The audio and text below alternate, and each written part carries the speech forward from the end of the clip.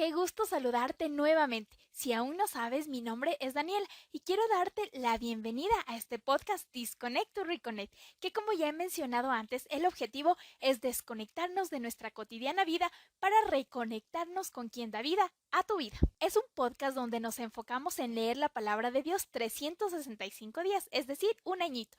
No importa si te estás conectando recién el día de hoy, todos los capítulos están ordenados desde el 1 en forma secuencial. Así que si estás viendo esto por YouTube o por alguna plataforma de podcast, vas a poder encontrar todos de manera ordenada. Y como te mencionaba también, muchas gracias por tu paciencia, porque sé que al comienzo, sobre todo, el audio o los videos quizás no era de lo mejor, pero es que recién estaba comenzando. Gracias por tenerme paciencia, pero estoy mejorando muchísimo. Obviamente, primero me estoy enfocando en que Dios sea hablando a través de mí.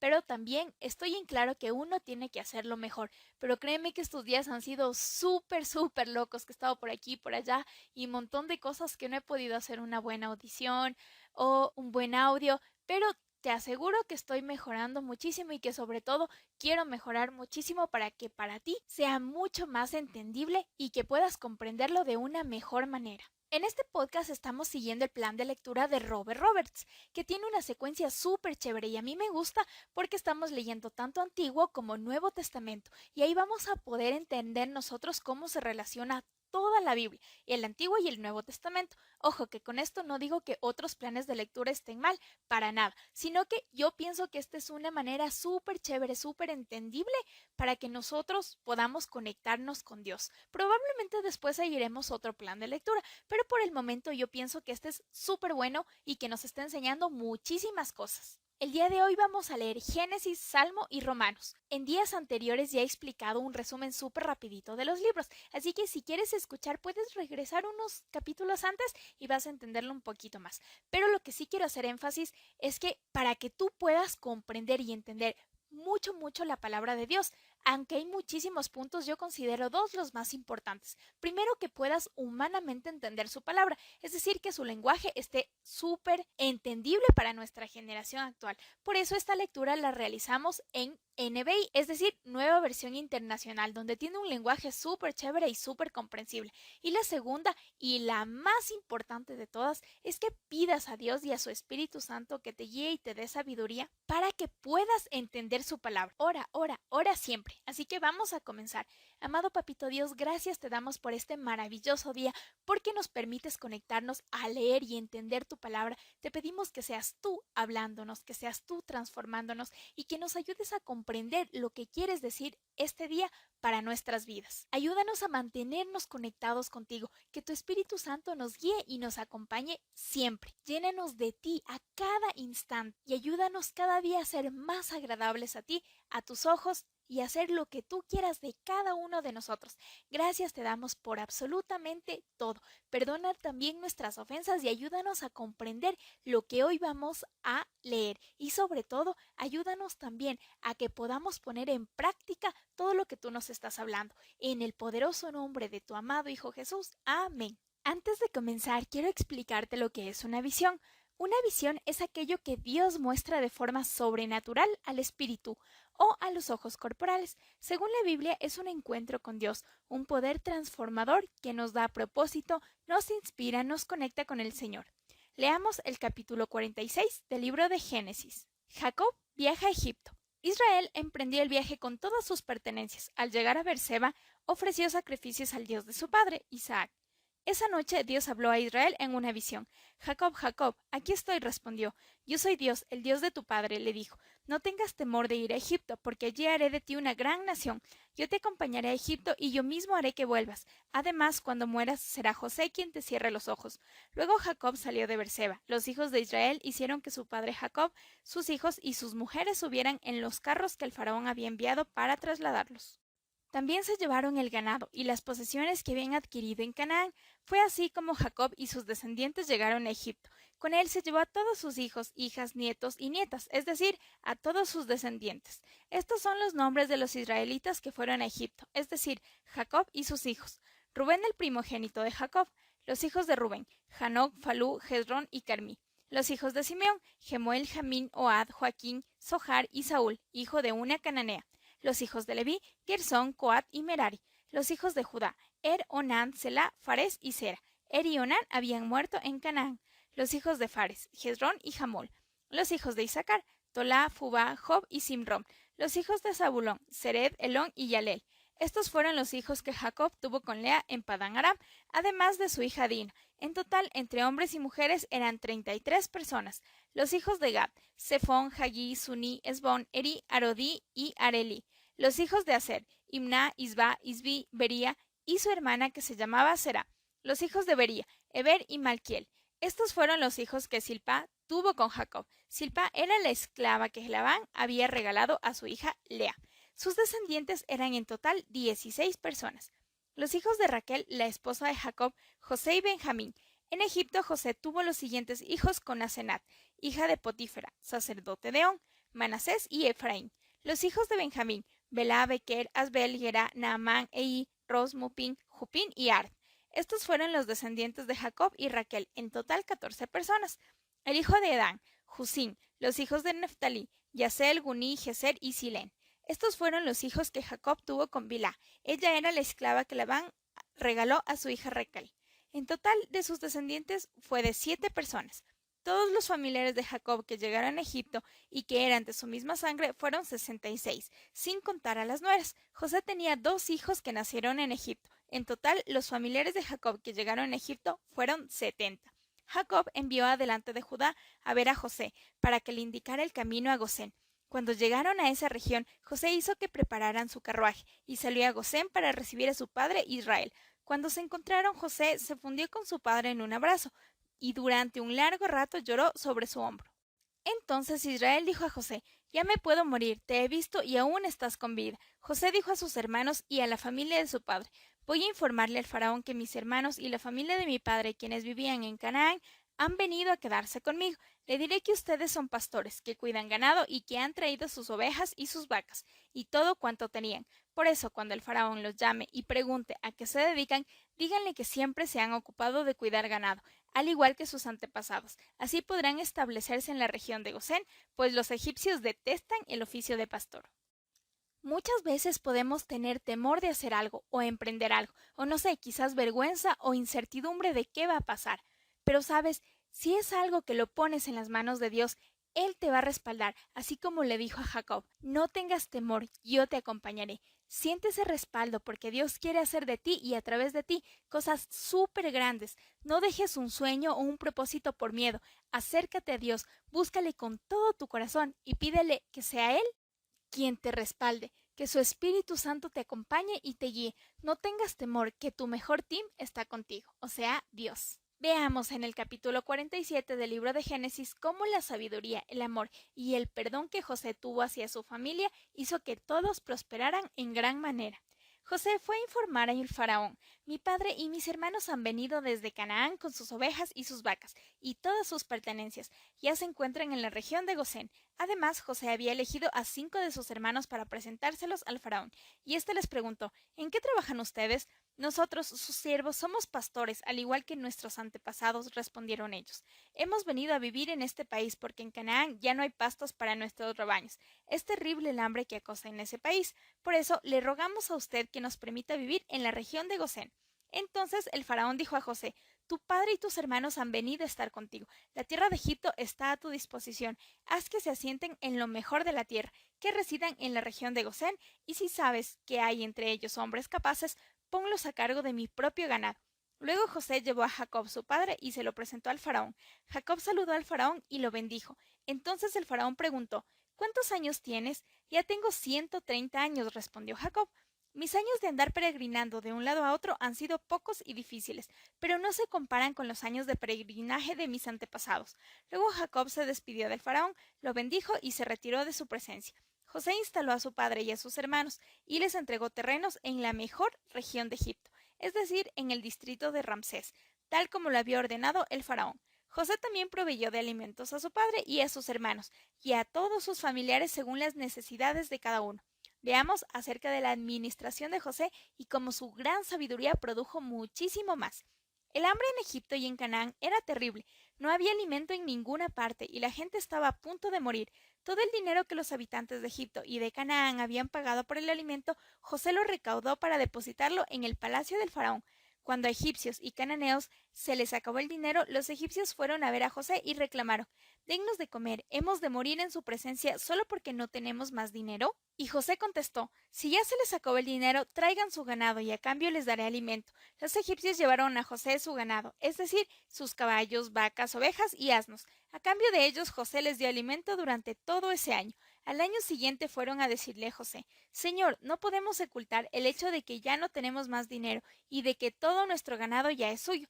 Ya no tenemos nada que ofrecerle, de no ser nuestros propios cuerpos y nuestras tierras. ¿Va usted a permitir que nos muramos junto con nuestras tierras? Cómprenos usted a nosotros y a nuestras tierras a cambio de alimento. Así seremos esclavos del faraón junto con nuestras tierras. Pero dennos usted semilla para que podamos vivir y la tierra no quede desolada». De esta manera José adquirió para el faraón todas las tierras de Egipto, porque los egipcios, obligados por el hambre, le vendieron todos sus terrenos. Fue así como todo el país llegó a ser propiedad del faraón, y todos quedaron reducidos a esclavitud de un extremo a otro de Egipto. Los únicos terrenos que José no compró fueron los que pertenecían a los sacerdotes. Estos no tuvieron que vender sus terrenos porque recibían una ración de alimento de parte del faraón. Luego José informó al pueblo: «Desde ahora ustedes y sus tierras pertenecen al faraón, porque yo los he comprado. Aquí tienen semilla, siembren la tierra. Cuando llegue la cosecha, deberán entregarle al faraón la quinta parte de lo cosechado. Las otras 4 partes serán para la siembra de los campos y para alimentarlos a ustedes, a sus hijos y a sus familiares». «Usted nos ha salvado la vida y hemos contado con su favor», respondieron ellos. «Seremos esclavos del faraón». José estableció esta ley en toda la tierra de Egipto, que hasta el día de hoy sigue vigente. La quinta parte de la cosecha pertenece al faraón, solo las tierras de los sacerdotes no llegaron a ser del faraón. Los israelitas se asentaron en Egipto, en la región de Gosén. Allí adquirieron propiedades, fueron fecundos y llegaron a ser muy numerosos. Jacob residió 17 años en Egipto y llegó a vivir un total de 147 años. Cuando Israel estaba a punto de morir, mandó llamar a su hijo José y dijo: «Si de veras me quieres, pon tu mano debajo de mi muslo y prométeme amor y lealtad. Por favor, no me entierres en Egipto. Cuando vaya a descansar junto a mis antepasados, sácame de Egipto y entiérrame en el sepulcro de ellos». «Haré lo que me pidas», contestó José. «Júramelo», insistió su padre. José se lo juró e Israel se reclinó sobre la cabecera de la cama. En este capítulo vemos cómo los israelitas se establecen en Gosén. Jacob bendice al faraón por su increíble sabiduría, José vende grano a los egipcios y finalmente uno de los últimos deseos de Jacob, es decir, que quería ser enterrado con sus padres en Canaán. Lo que yo quiero recalcar aquí es la fe que tuvo Jacob, y me atrevo a decir que fue una de las mejores épocas de Jacob. ¿Y por qué recalco esto? Pues al principio de la historia, si pueden recordar, Jacob era conocido como el engañador y huyó de su tierra. Luego él fue engañado por su suegro. Él también estaba huyendo de su hermano. Él creyó que perdió a su hijo José, a quien amaba tanto, y también sufrió cuando sus hijos fueron a Egipto a ver alimento. Aquí podemos ver cómo él estuvo ya con todos sus hijos y descendencia juntos. Se reencontró con José, a quien tanto amaba. El faraón autorizó que lo pusieran en la mejor tierra de Egipto, tuvo alimento y sus hijos trabajo. Él anhelaba regresar a su tierra de Canaán y sabía que así iba a ser, pues Dios le prometió en una visión, donde su descendencia iba a ser numerosa y Dios lo iba a acompañar siempre. Le recalcó que no tenga temor.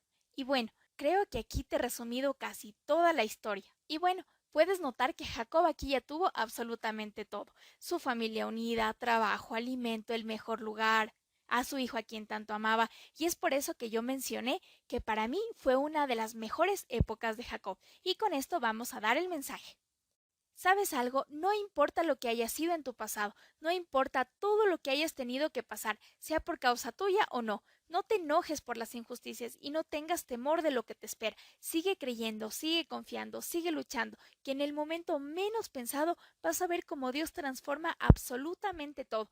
Vas a dar un giro increíble y lo que Él demanda de ti es que tengas fe, que lo honres y obedezcas. Reconoce como solo gracias a Dios es que todo es posible. Él quiere ponerte en lo alto, restituirte y acompañarte en cada paso que des. Olvídate de lo malo de tu pasado y enfócate en tu presente. Ignora incluso a esos comentarios o a esas personas que estuvieron hablando mal de ti. Así como Jacob, viste, muchos hablaron mal de él, lo dijeron engañador. Realmente el pasado de Jacob fue muy turbio como lo decimos en la actualidad, pero ves que el presente que él está viviendo es súper increíble y sobre todo el futuro que él tenía para él y para su descendencia.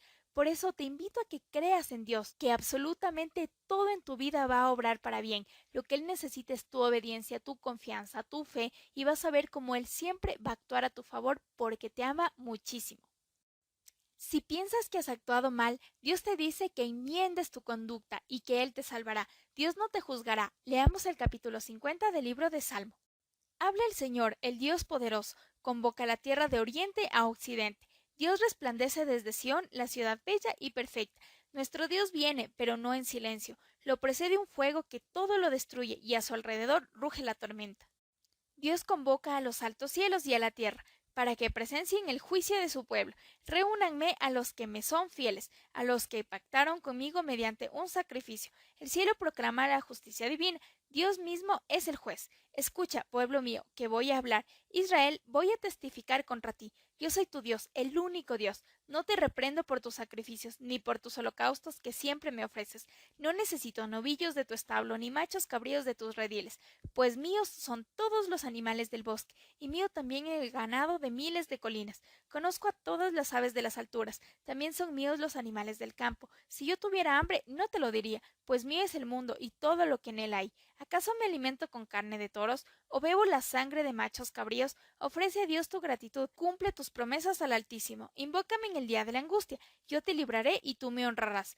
Pero Dios dice el malvado: ¿qué derecho tienes tú de recitar mis estatutos o de mencionar mi pacto con tus labios? Mi instrucción la aborreces, mis palabras las desechas. Ves a un ladrón y lo acompañas. Con los adúlteros te identificas. Para lo malo das rienda suelta a tu boca. Tu lengua está siempre dispuesta al engaño. Tienes por costumbre hablar contra tu prójimo y aún calumnias a tu propio hermano. Has hecho todo esto y he guardado silencio. ¿Acaso piensas que soy como tú? Pero ahora voy a reprenderte. Cara a cara voy a denunciarte. Ustedes que se olvidan de Dios, consideren lo que he dicho, de lo contrario los haré pedazos, y no habrá nadie que los salve. El que me ofrece su gratitud me honra, al que enmiende su conducta le mostraré mi salvación. En este capítulo vemos cómo Asaf habla acerca de la segunda venida y comienza el juicio entre el pueblo de Dios. Es un salmo de instrucción, donde Dios llama a los hombres a tener en cuenta al Espíritu Santo. Nos invita a preocuparnos de saber la manera correcta de adorar y de actuar ante el Señor en espíritu y en verdad. Obedecer a Dios es realmente lo mejor, antes que los sacrificios, y el ponerlo en primer lugar y amarlo con todo nuestro corazón, así como también amar a nuestro prójimo, es mejor que los holocaustos. Finalmente vemos como la acción de gracias es una obra que glorifica a Dios. Seamos agradecidos con Dios, honrémosle, obedezcámosle y glorifiquémosle. Tengamos un corazón agradable a sus ojos, porque esto es lo que realmente a Dios le gusta. No sacrificios, no holocausto. Y ahí viene lo que yo les hablaba de la religión versus la relación. Entonces, lo que yo te invito es que tengas una relación con Dios, a que lo hagas real en tu vida. ¿Sabes que Dios es súper mega fiel? Leámoslo en el capítulo 3 del libro de Romanos, la fidelidad de Dios. Entonces, ¿qué se gana con ser judío o qué valor tiene la circuncisión? Mucho, desde cualquier punto de vista. En primer lugar, a los judíos se les confiaron las palabras mismas de Dios. Pero entonces, si algunos no creyeron, ¿acaso su incredulidad anula la fidelidad de Dios? De ninguna manera, Dios es siempre veraz, aunque el hombre sea mentiroso. Así está escrito. Por eso eres justo en tu sentencia y triunfarás cuando te juzguen. Pero si nuestra injusticia pone de relieve la justicia de Dios, ¿qué diremos? ¿Que Dios es injusto al descargar sobre nosotros su ira? Hablo en términos humanos. De ninguna manera. Si así fuera, ¿cómo podría Dios juzgar al mundo? Alguien podría objetar: si mi mentira destaca la verdad de Dios y así aumenta su gloria, ¿por qué todavía se me juzga como pecador? ¿Por qué no decir: hagamos lo malo para que venga lo bueno? Así nos calumnian algunos, asegurando que eso es lo que enseñamos, pero bien merecida se tienen la condenación. Veamos cómo no hay un solo justo. ¿A qué conclusión llegamos? ¿Acaso los judíos somos mejores? De ninguna manera. Ya hemos demostrado que tanto los judíos como los que no son judíos están bajo el pecado. Así está escrito. No hay un solo justo, ni siquiera uno. No hay nadie que entienda, nadie que busque a Dios. Todos se han descarriado, juntos se han corrompido. No hay nadie que haga lo bueno, no hay uno solo. Su garganta es un sepulcro abierto, de su lengua salen engaños, veneno de víbora hay en sus labios. Llena está su boca de maldiciones y de amargura. Veloces son sus pies para ir a derramar sangre, dejan ruina y miseria en sus caminos, y no conocen la senda de la paz. No hay temor de Dios delante de sus ojos. Ahora bien, sabemos que todo lo que dice la ley lo dice a quienes están sujetos a ella, para que todo el mundo se calle la boca y quede convicto delante de Dios. Por tanto, nadie será justificado en presencia de Dios por hacer las obras que exige la ley. Más bien, mediante la ley cobramos conciencia del pecado, la justicia mediante la fe. Pero ahora, sin la mediación de la ley, se ha manifestado la justicia de Dios, de la que dan testimonio la ley y los profetas. Esta justicia de Dios llega mediante la fe en Jesucristo a todos los que creen. De hecho, no hay distinción, pues todos han pecado y están privados de la gloria de Dios, pero por su gracia son justificados gratuitamente mediante la redención que Cristo Jesús efectuó. Dios lo ofreció como un sacrificio para obtener el perdón de pecados, el cual se recibe por la fe en su sangre. Así demostró su justicia, porque a causa de su paciencia había pasado por alto los pecados pasados. Lo hizo para demostrar en el tiempo presente su justicia. De este modo, Dios es justo y a la vez el que justifica a los que tienen fe en Jesús. ¿Dónde pues está la jactancia? Queda excluida por cuál principio, por el de la obediencia de la ley, no, sino por el de la fe, porque sostenemos que todos somos justificados por la fe y no por las obras que la ley exige. ¿Es acaso Dios solo Dios de los judíos? ¿No lo es también de los no judíos? Si también es Dios de los no judíos, pues no hay más que un solo Dios. Él justificará por la fe a los que están circuncidados y mediante esa misma fe a los que no lo están. ¿Quiere decir que anulamos la ley con la fe? De ninguna manera, más bien confirmamos la ley. En este capítulo leemos acerca de una advertencia de Pablo, acerca de los juicios de Dios por motivo de la desobediencia e iniquidad. Nadie alcanza la perfección. Todos somos pecadores y todos necesitamos de un Salvador. Y adivina quién es nuestro Salvador. Pues sí, exactamente, Jesucristo, nuestro amado Señor. Él redimió a toda la humanidad y por medio de la fe en Jesús y de un verdadero arrepentimiento, todos nos hemos librado de la condenación de un Dios justo y amoroso. Cree en Jesús y acéptalo como tu único Señor y Salvador. Si Él hizo este gran sacrificio, fue por un gran amor hacia ti. Fue porque Él anhela estar junto a ti. Y como siempre te digo, haz a Dios real en tu vida. Sigue todo lo que Jesús nos enseñó. Actúa como Él anhela que actúes y vas a ver cómo tu obediencia, cómo tu fe y cómo todo lo que hemos estado aprendiendo estos días te van a conectar mucho más con Dios y Dios va a prosperar en gran manera tu camino y tu vida. Veamos en el capítulo 4 del libro de Romanos cómo la fe de Abraham le fue contada por justicia. Abraham justificado por la fe. Entonces, ¿qué diremos en el caso de nuestro antepasado Abraham?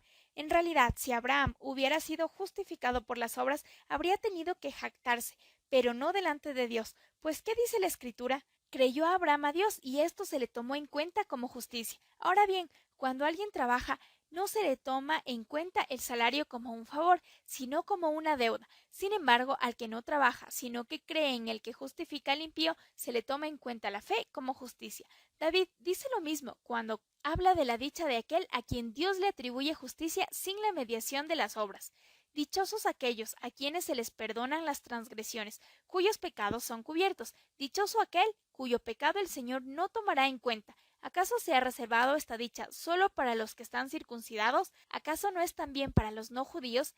Hemos dicho que a Abraham se le tomó en cuenta su fe como justicia. ¿Bajo qué circunstancias sucedió esto? ¿Fue antes o después de ser circuncidado? Antes y no después. Es más, cuando todavía no estaba circuncidado, recibió la señal de la circuncisión como sello de la justicia que se le había tomado en cuenta por la fe. Por tanto, Abraham es padre de todos los que creen, aunque no hayan sido circuncidados, y a estos se les toma en cuenta su fe como justicia, y también es padre de aquellos que, además de haber sido circuncidados, siguen los pasos de nuestro padre Abraham, quien creyó cuando todavía era incircunciso. En efecto, no fue mediante la ley como Abraham y su descendencia recibieron la promesa de que él sería heredero del mundo, sino mediante la fe, la cual se la tomó en cuenta como justicia, porque si los que viven por la ley fueran los herederos, entonces la fe no tendría ya ningún valor y la promesa no serviría de nada. La ley en efecto trae castigo, pero donde no hay ley tampoco hay transgresión. Por eso la promesa viene por la fe, a fin de que por la gracia quede garantizada para toda la descendencia de Abraham. Esta promesa no es solo para los que son de la ley, sino para los que son también de la fe de Abraham, quien es el Padre que tenemos en común.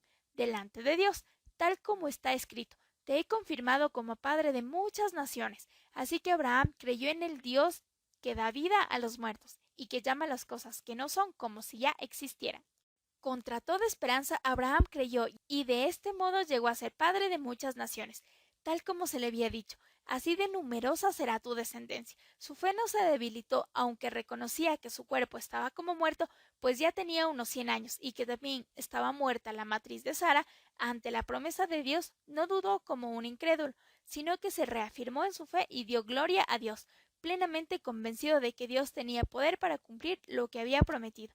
Por eso se le tomó en cuenta su fe como justicia, y esto de que se le tomó en cuenta no se escribió solo para Abraham, sino también para nosotros. Dios tomará en cuenta nuestra fe como justicia, pues creemos en aquel que levantó de entre los muertos a Jesús, nuestro Señor. Él fue entregado a la muerte por nuestros pecados y resucitó para nuestra justificación. Este capítulo trata acerca del tema de la justificación por la fe. Vemos como Pablo menciona que todos los seres humanos somos pecadores por naturaleza, pero también menciona cómo Dios es quien brinda la justicia para los pecadores. Menciona personajes súper conocidos en la nación de Israel y también en la Biblia, como lo fueron Abraham y David. Abraham fue conocido como el padre de la fe y tuvo que confiar en Dios y creer de todo corazón que era real, y lo siguió, y eso fue lo que lo justificó, es decir, no sus obras, sino su fe y su manera de actuar, su gran corazón también que tenía.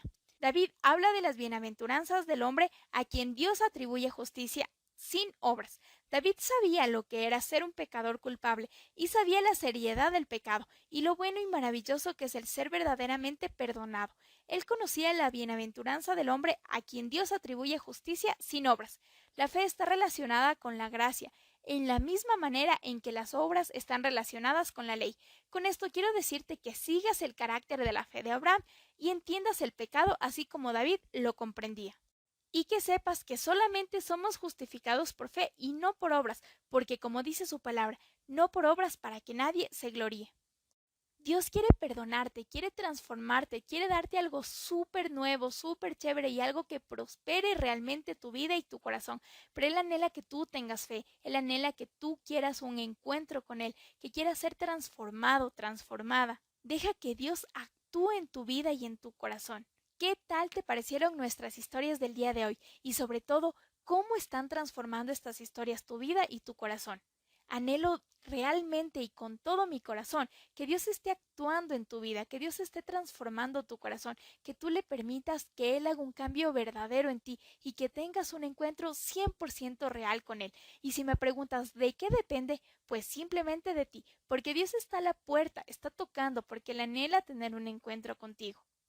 Así que déjalo transformarte y acepta que Él es el único que puede restaurarte, el único que puede transformarte. Gracias por estar el día de hoy, gracias porque estás permitiendo que Dios te transforme y por permitirme acompañarte en este proceso. Oro por ti, aunque no te conozco, porque sé que Dios sí te conoce y Él quiere hacer algo contigo. El día de mañana de igual manera tenemos historias súper chéveres, no te las puedes perder. Y como siempre te digo, dedícale media hora de tu día por completo a Dios. Deja que Él te transforme, deja que Él te guíe, deja que Él te hable a través de su palabra. Nos vemos el día de mañana y si es que necesitas que ore por ti, escríbeme. Voy a estar orando y pidiéndole a Dios que te guíe, que te demuestre su amor. Te mando un fuerte, fuerte abrazo, que Dios te bendiga enormemente, que siga transformando tu vida y tu corazón. Nos vemos el día de mañana. Chau, chau.